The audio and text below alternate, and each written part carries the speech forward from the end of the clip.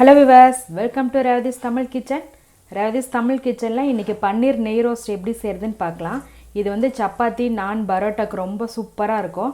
ரொம்ப டேஸ்டான side dish. வாங்க எப்படி செய்யறதுன்னு பார்க்கலாம். பன்னீர் நெய் ரோஸ்ட் செய்ய ஃபர்ஸ்ட் வந்துட்டு மசாலா வறுத்துக்கலாம். 200 கிராம் பன்னீருக்கு தகுந்த மசாலா எடுத்துர்க்கேன். 4-5 வரமிளகாய், 1 டீஸ்பூன் ஜீரகம், 1/4 டீஸ்பூன் மிளகு எடுத்துர்க்கேன். இப்போ அதை சேர்த்துக்கலாம்.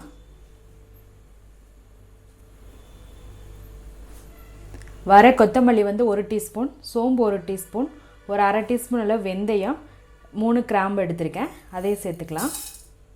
இப்போ இதெல்லாம் சேர்த்து ட்ரையாக வறுத்துக்கலாம்.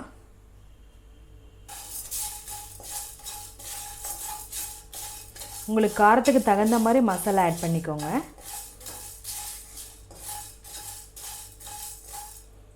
நல்லா கலர் சேஞ்ச் ஆகட்டும்.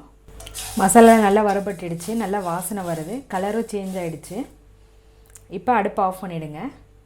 இந்த மசாலா கூட சின்னதாக ஒரு துண்டு இஞ்சி, 4-5 பல்லு பூண்டு சேர்த்துக்கோங்க.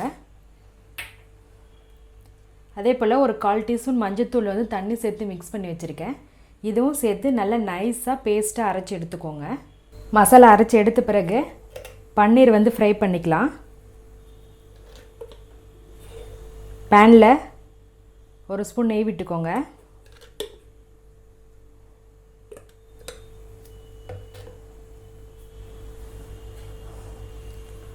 இரநூறு கிராம் பன்னீர் வந்து இந்த மாதிரி க்யூபாக கட் பண்ணி வச்சுருக்கேன். இப்போ இந்த நெய்யில் வந்து ஃப்ரை பண்ணி எடுத்துடலாம். ஒன்று ஒன்றா சேர்த்துக்கோங்க.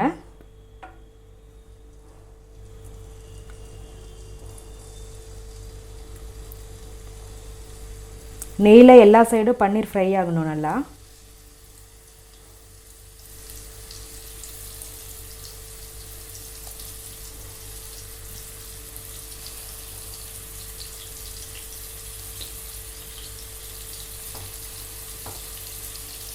ஒன் சைடு நல்லா ஃப்ரை ஆகட்டும், திருப்பி போட்டுக்கலாம்.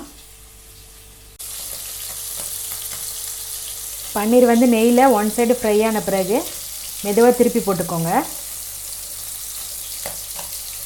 கோல்டன் ப்ரௌன் கலரில் வரணும். இதே போல் 4 சைடு ஃப்ரை ஆகணும்.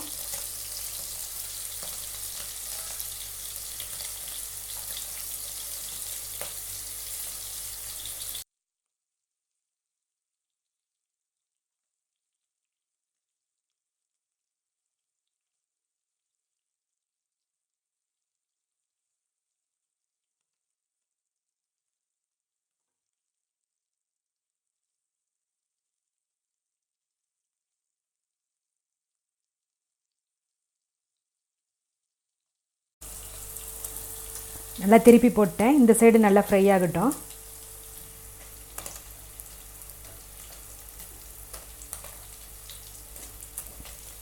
அதுக்கப்புறம் இந்த சைடு திருப்பி போட்டுக்கோங்க.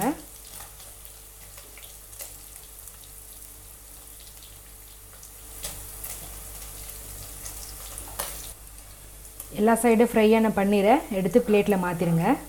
பன்னீரெல்லாம் நல்லா ஃப்ரை பண்ணி எடுத்துட்டேன். இப்போ அதே வாணலில் அதே நெய்யில் ஒரு பெரிய வெங்காயம் சின்ன சின்னதாக கட் பண்ணி வச்சுருக்கேன். அதை சேர்க்குறேன். வெங்காயம் நல்லா வதங்கட்டும். வெங்காயம் நல்லா வதங்கின பிறகு நம்ம வறுத்து அரைச்சி வச்சுருக்க மசாலா பேஸ்ட்டு இதில் சேர்த்துடலாம். மசாலா உள்ள சேர்த்துக்கலாம்.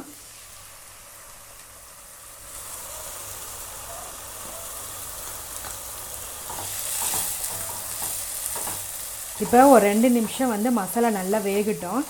ஏன்னா மசாலாவோட பச்சை வாசனை நல்லா போகணும். அடுத்ததாக தேவையான அளவு உப்பு சேர்த்துக்கோங்க.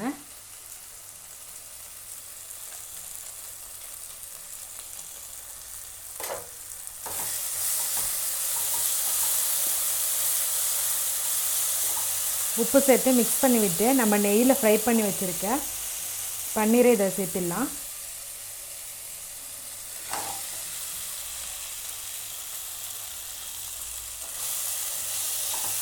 சேர்த்து நல்லா மிக்ஸ் பண்ணி விடுங்க. இந்த மசாலாவோட நல்லா குக் ஆகணும்.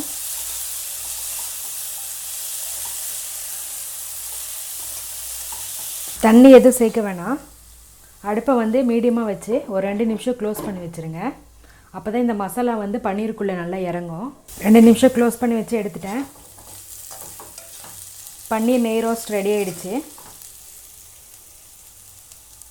மேலே கொஞ்சமாக மல்லி இலை போட்டுக்கலாம். டேஸ்டான பன்னீர் நெய் ரோஸ்ட் ரொம்ப ஈஸியாக பண்ணிட்டோம். ஃப்ரெஷ்ஷாக மசாலா வச்சு செஞ்சுருக்கோம். டேஸ்ட்டும் சூப்பராக இருக்கும்.